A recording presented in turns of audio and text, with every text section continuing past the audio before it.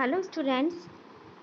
आज हम पढ़ेंगे अमेरिकन कॉन्स्टिट्यूशन बैकग्राउंड या अमेरिकी संविधान की पृष्ठभूमि। अमेरिकी संविधान के विकास पर वहाँ की भौगोलिक परिस्थितियों, सामाजिक जीवन की परंपराओं तथा आर्थिक और राजनीतिक तत्वों का गंभीर प्रभाव पड़ा है। भौगोलिक दृष्टि से संयुक्त राज्य अमेरिका उत्तरी अमेरिका महाद्वीप के मध्य भाग में स्थित है। उसका क्षेत्रफल लगभग 98 लाख वर्ग किलोमीटर है। भौगोलिक दृष्टि से उसकी स्थिति अनूठी है। उसके पास बड़ा समुद्र तट है, प्राकृतिक साधनों के अपूर्व भंडार हैं, खाद्यान्नों की दृष्टि से वह आत्मनिर्भर है, उसके पास सोने की खानें हैं तथा उसे लोगों के भरण पोषण की अधिक चिंता नहीं है। इसकी भौगोलिक स्थिति इसे विश्व के अन्य देशों से अलग करती है।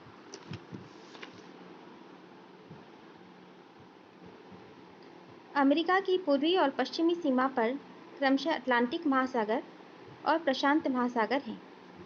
उत्तर में कनाडा और दक्षिण में मेक्सिको जैसे दुर्बल राज्य हैं। इसी भौगोलिक विशिष्टता के कारण पहाड़ी आक्रमण तथा आंतरिक अशांति से अमेरिका सदैव सुरक्षित रहा है। जनसंख्या की दृष्टि से भी अमेरिका एक विशाल देश रहा है। विश्व राजनीतिक नीति में अमेरिका के महत्व का कारण उसकी जनशक्ति भी है। प्रारंभ में उसकी जनसंख्या का अधिकांश भाग इंग्लैंड से आए हुए लोगों का था। इन लोगों के प्रभाव के कारण अनेक उपनिवेशों में अंग्रेजी ढंग की शासन व्यवस्था स्थापित हुई। सामाजिक दृष्टि से अमेरिका विविध यूरोपियन नस्लों, भाषाओं और संप्रदायों के लोगों का देश कहा जा सकता है। अमेरिका कई संस्कृतियों का संगम स्थल बना रहा है। यूरोप के विभिन्न देशों के लोग अपने साथ अपनी अपनी भाषा, रीति रिवाज, संस्कृति और परंपरा भी ले गए, जिससे इंग्लैंड और यूरोप की संस्कृति का मेल हुआ। किंतु यह मेल इतना घनिष्ठ नहीं हो पाया और आज भी अमेरिका में वर्ग और जाति भेद विद्यमान है। भौतिक और शैक्षणिक दृष्टि से अमेरिकी लोगों का जीवन पर्याप्त रूप से उन्नत रहा है। प्राकृतिक साधनों की प्रचुरता से आर्थिक समृद्धि आई और विशाल जल स्रोतों के कारण खाद्यान्नों की दृष्टि से वह आत्मनिर्भर देश बन गया। भौतिक और शैक्षणिक स्तर की उच्चता के कारण अमेरिकी संविधान का सहज विकास हो पाया है।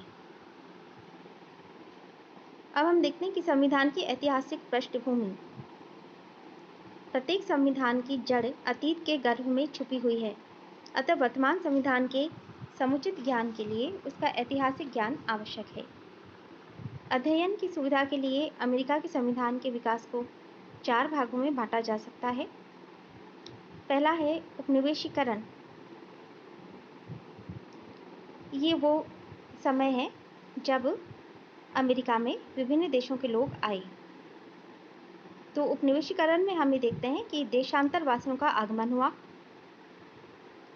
नई दुनिया का इतिहास आधुनिक युग का इतिहास है। 1492 ईस्वी में कोलंबस ने इसके पश्चिमी तट का अन्वेषण किया और कैबट ने पूर्वी तट का। उन दिनों वहाँ भारतीय आदिम जातियों का निवास था, लेकिन धीरे धीरे यूरोपीय राष्ट्रों का आगमन होने लगा। जर्मनी, पुर्तगाल, स्वीडन, आयरलैंड और फ्रांस के लोग आने लगे। यूरोप से इस निष्क्रमण के 2 कारण थे। यानी यूरोप के लोग अमेरिका क्यों जाने लगे थे, इसके 2 कारण थे। पहला कारण था आर्थिक संपन्नता की आकांक्षा। उन दिनों यूरोप के देशों में अपार आर्थिक संकट था, इसीलिए जीविका की खोज में यूरोपीय लोग वहां जाने लगे। दूसरा कारण था धार्मिक विप्लव। 16वीं और 17वीं शताब्दियों में राज्यों द्वारा विशेष धर्म को प्रश्रय मिलता था और अन्य धर्म के अनुयायियों पर अत्याचार होता था, इसलिए उन लोगों को अपना देश छोड़कर नई दुनिया की शरण लेनी पड़ी। विभिन्न देशवासियों के आगमन ने अमेरिका में एक वर्ण संस्कृति को जन्म दिया। इनमें मुख्य थे अंग्रेज। अंग्रेजों ने अपनी भाषा, स्वतंत्रता और स्वशासन की परंपरा का बीजारोपण किया। अन्य देशवासियों ने भी आंशिक रूप में इस नई सभ्यता पर प्रभाव डाला। अब जब अमेरिका में उपनिवेश बने तो हम देखते हैं कि उपनिवेश और उनके कौन कौन से वर्ग थे। 1732 ईस्वी तक समुद्र के किनारे किनारे 13 उपनिवेशों की स्थापना हुई। इन उपनिवेशों की स्थापना के लिए व्यापारिक कंपनियों, व्यक्तियों या उपनिवेशवासियों के संगठन को वैधानिक स्वीकृति लेनी पड़ती थी। इस आधार पर स्थापित उपनिवेशकों के 3 वर्ग थे। पहला था अधिकार प्राप्त उपनिवेश यानी चार्टर कॉलोनीज। प्रथम वर्ग में वे उपनिवेश थे जो प्रधानतः अधिकार प्राप्त कंपनियों द्वारा बसाए गए थे, कि ब्रिटिश शासन के नियंत्रण में थे, फिर भी उन्हें पर्याप्त स्वायत्तता प्राप्त थी। इनमें रोड आइलैंड एंड कनेक्टिकट मुख्य माने जाते हैं। ये इस वर्ग के उपनिवेश थे। दूसरे थे स्वामी प्रधान उपनिवेश यानी प्रोप्राइटरी कॉलोनीज। स्वामी को गवर्नर या अन्य अधिकारियों को नियुक्त करने, विधायिका सभाओं की स्थापना, न्यायालयों और स्थानीय संस्थाओं का निर्माण करने और क्राउन के विशेष अधिकारों का उपयोग करने के अधिकार दिए गए थे। इनकी बनाई विधि पर क्राउन को वीटो का अधिकार था। इनमें मुख्य उपनिवेश थे मैरीलैंड, डेलावेयर और पेंसिल्वेनिया। इसके अलावा तीसरे तरह के उपनिवेश थे वे शाही उपनिवेश थे, रॉयल कॉलोनीज। तीसरे वर्ग में जो ये शाही उपनिवेश थे, इनकी संख्या सबसे अधिक थी। ये उपनिवेश पूर्णतः ब्रिटिश सम्राट के नियंत्रण में थे। सम्राट के प्रतिनिधि के रूप में गवर्नर की नियुक्ति होती थी और उसकी सहायता के लिए एक परिषद रहती थी जिसका निर्वाचन होता था, और इसकी विधियों की अंतिम स्वीकृति क्राउन से मिलती थी। इनमें न्यू हैम्पशायर, जॉर्जिया, नॉर्थ और साउथ कैरोलिना आदि शामिल थे। अब हम देखते हैं कि इन उपनिवेशों ने स्वतंत्रता की मांग क्यों की। क्रांति के कारण उपनिवेश ब्रिटिश सम्राट की सत्ता को तो स्वीकार करते थे, परंतु उन्हें ब्रिटिश संसद का हस्तक्षेप पसंद नहीं था। जब धन के अभाव में सभी वर्गों पर अधिक कर लगाया जाने लगा, तो उपनिवेशों में तीव्र रोष फैल गया। उपनिवेशों का यह कहना था कि बिना प्रतिनिधित्व के कर नहीं लगाना चाहिए। No taxation without representation. उस समय ब्रिटेन में जॉर्ज तृतीय का शासन था। जॉर्ज तृतीय के हठी व्यवहार और उसके प्रधानमंत्री ग्रैनविल की शोषण की प्रवृत्ति ने आग में घी का काम किया। 1765 में ब्रिटिश संसद ने स्टाम्प अधिनियम पारित किया। इससे उपनिवेशों में बड़ी उत्तेजना फैली। प्रबल विरोध के चलते स्टाम्प अधिनियम रद्द कर दिया, लेकिन आयात शुल्क अधिनियम यानी इम्पोर्ट ड्यूटीज एक्ट पास किया गया। इसके पास होने पर फिर ज्वाला तेज हो उठी। इसी समय ब्रिटिश संसद ने 1773 में चाय अधिनियम भी पास किया, यानी जो टी एक्ट था उसे पास किया गया, जिसके विरोध में मैसाचुसेट्स में प्रदर्शन हुए। 16 दिसंबर 1773 को मैसाचुसेट्स के बोस्टन नगर में नगरवासियों ने चाय से भरे हुए 3 जहाज़ों को नष्ट कर दिया।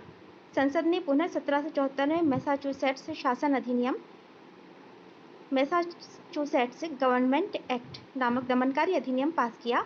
इससे अमेरिकी उपनिवेशों में आतंक सा फैल गया। इसके बाद महाद्वीपीय कांग्रेस और स्वतंत्रता की घोषणा हुई। मैसाचुसेट्स के निवासियों ने क्रांति का नेतृत्व किया। उनके प्रयास के फलस्वरूप 1774 ईस्वी में 12 देशों के प्रतिनिधियों का सम्मेलन फिलाडेल्फिया नगर में हुआ, जिसे प्रथम महाद्वीपीय Congress, the first continental Congress कहा जाता है। 1775 ईस्वी में द्वितीय महाद्वीपीय कांग्रेस हुई। जॉर्जिया के शामिल होने से इस बार कुल राष्ट्रों की संख्या 13 हो गई। पहली कांग्रेस की तरह इसमें अप्रत्यक्ष रूप से निर्वाचित जनता के ही प्रतिनिधि थे। इसे अमेरिका की प्रथम राष्ट्रीय सरकार भी माना जाता है। यानी कि जो द्वितीय महाद्वीपीय कांग्रेस हुई, इसे अमेरिका की प्रथम राष्ट्रीय सरकार माना जाता है, क्योंकि इसमें अप्रत्यक्ष रूप से जनता के निर्वाचित प्रतिनिधि ही थे। इसके बाद जब प्रधान सेनापति के रूप में वाशिंगटन ने स्वतंत्रता का नारा बुलंद किया, तो अन्य नेताओं ने भी इसका समर्थन किया। जून 1776 में तृतीय महाद्वीपीय कांग्रेस हुई। थॉमस जेफरसन के नेतृत्व में प्रस्तुत स्वतंत्रता के घोषणा पत्र को 4 जुलाई 1776 को महाद्वीपीय कांग्रेस में स्वीकार कर लिया गया। उस समय से उक्त तिथि को अमेरिका का राष्ट्रीय दिवस मान लिया गया है। यह घोषणा पत्र लॉक के विचारों से काफी प्रभावित था। इसने इंग्लैंड के निरंकुश शासन के विरुद्ध उपनिवेशों के युद्ध को न्यायोचित ठहराया। इसने मानव स्वतंत्रता के उन नवीन सिद्धांतों की नींव डाली जो आगे चलकर समस्त विश्व के लिए प्रेरणा शक्ति सिद्ध हुई। ग्रेट ब्रिटेन और अमेरिकी उपनिवेशों में 6 वर्षों तक युद्ध चला। ब्रिटिश सरकार ने उपनिवेशों द्वारा विद्रोह को कुचलने का प्रयास किया, लेकिन असफल रही। अंत में 19 अक्टूबर 1781 को ब्रिटिश सेनापति कॉर्नवालिस की पराजय हुई और उपनिवेशों की जीत हुई। ब्रिटिश कॉमन सभा ने युद्ध समाप्त करने के लिए मतदान किया और लॉर्ड नाथ की सरकार ने अपना त्यागपत्र दे दिया। सम्राट जॉर्ज तृतीय ने नई सरकार गठित की, जिसने अमेरिका की स्वतंत्रता को मान्यता दे दी। इसके बाद हम देखते हैं कि अमेरिका में राज्यमंडल का निर्माण हुआ। राज्यमंडल की स्थापना के लिए पहले भी कई बार प्रयास किए गए थे, परंतु वे योजनाएं सिर्फ काल्पनिक बनी रही। कांग्रेस की एक समिति को राज्यमंडल का प्रारूप तैयार करने का भार सौंपा गया। 17 नवंबर 1777 ईस्वी में कांग्रेस ने प्रारूप को अपनाया। उसे विभिन्न राज्यों के पास अनुसमर्थन के लिए भेजा गया और उनके द्वारा अनुसमर्थित होने के बाद 1 मार्च 1781 ईस्वी से उसे प्रभावित घोषित किया गया। राज्यमंडल के अनुच्छेद संयुक्त राज्य अमेरिका के प्रथम संविधान माने जाते हैं। अब हम देखते हैं कि राज्यमंडल की प्रकृति कैसी थी। राज्यमंडल 13 उपनिवेशों का एक स्थायी संघ था। एक तरफ राज्यों ने सभी राज्यों की सुरक्षा, स्वतंत्रताओं की रक्षा और पारस्परिक सामान्य हित के उद्देश्य से आपस में संगठन स्थापित किया था, और दूसरी ओर अपनी सार्वभौमिकता, स्वतंत्रता और उन क्षेत्रों और अधिकारों को जो संयुक्त राज्य को नहीं दिया गया था, उसको बचाए रखा। शासन यंत्र की व्यवस्था अत्यंत थोड़ी थी। कांग्रेस की सरकार का एकमात्र अंग थी। कार्यपालिका का भी प्रबंध नहीं था, लेकिन कांग्रेस कर्मचारियों की नियुक्ति कर सकती थी। एक पृथक न्यायपालिका की स्थापना भी नहीं हुई थी। कांग्रेस को युद्ध घोषित करने, संधि करने, वैदेशिक नीति का संचालन करने, राज्यों के अनुपात में कर और सेवा लेने और राज्यों के पारस्परिक झगड़ों का फैसला करने और प्रशासनिक अधिकारियों की नियुक्ति करने के अधिकार थे। संघ शासन के बदले राज्यों का भी अपना कुछ कर्तव्य था, जैसे कांग्रेस की आज्ञा को मानना, दूसरे राज्य के नागरिकों को पूर्ण अधिकार देना, कांग्रेस द्वारा आपसी झगड़ों का निपटारा करवाना आदि। लेकिन इस राज्यमंडल में बहुत सारे दोष थे, क्योंकि राज्यमंडल की सबसे बड़ी कमजोरी थी कि राज्यों की स्वेच्छा पर कांग्रेस की निर्भरता थी। कांग्रेस को कर लगाने और वसूल करने की शक्ति नहीं थी, वह धन के लिए राज्यों पर आश्रित थी। दूसरी ओर राज्य युद्ध और सामाजिक अशांति के कारण अपना भाग चुकाने में असमर्थ थे, अतः सरकार को अर्थ संकट का सामना करना पड़ रहा था। कांग्रेस द्वारा पूर्ण नियंत्रण के अभाव में अंतर्राष्ट्रीय व्यापार के मार्ग में अनेक बाधाएं खड़ी हो गई और अंतर्राष्ट्रीय व्यापार में कांग्रेस को यूरोपीय देशों की प्रतिद्वंदिता का सामना करना पड़ा। संपूर्ण देश में मुद्रा की समरूप व्यवस्था स्थापित न हो सकी। राज्यों में कागजी मुद्रा की बाढ़ सी आ गई। व्यापारी वर्ग राज्यों की प्रतिगामी विधियों के कारण खतरा महसूस करने लगे। इस प्रकार सर्वत्र अराजकता सी फैल गई। इस काल को उषा काल के पूर्व का घोर अंधकारपूर्ण समय कहा गया है, the darkest hour before the dawn. इसके बाद क्योंकि राज्यमंडल असफल होता जा रहा था, तो इसलिए फिलाडेल्फिया सम्मेलन बुलाया गया। केंद्रीय सरकार की कमजोर स्थिति के कारण राज्य उसकी अवहेलना करने लगे। राज्यमंडल के अनुच्छेदों को दोहराने के लिए आंदोलन शुरू हुआ। सबसे पहले अलेक्जेंड्रिया में मैरीलैंड और वर्जीनिया ने 1785 ईस्वी में दोनों राज्यों के बीच व्यापार संचालन के लिए सम्मेलन बुलाया। 1786 ईस्वी में वर्जीनिया ने अनापोलिस में संपूर्ण राष्ट्र के व्यापार के संचालन के लिए दूसरे सम्मेलन का आयोजन किया, जिसमें यह प्रस्तावित किया गया कि अगले वर्ष फिलाडेल्फिया में सभी राज्यों का एक सम्मेलन बुलाया जाए, जिसमें राज्यमंडल के अनुच्छेद में आवश्यक संशोधन किया जाए। मई 1787 ईस्वी में विश्वविख्यात फिलाडेल्फिया सम्मेलन हुआ, जिसने वर्तमान अमेरिकी संविधान का निर्माण किया।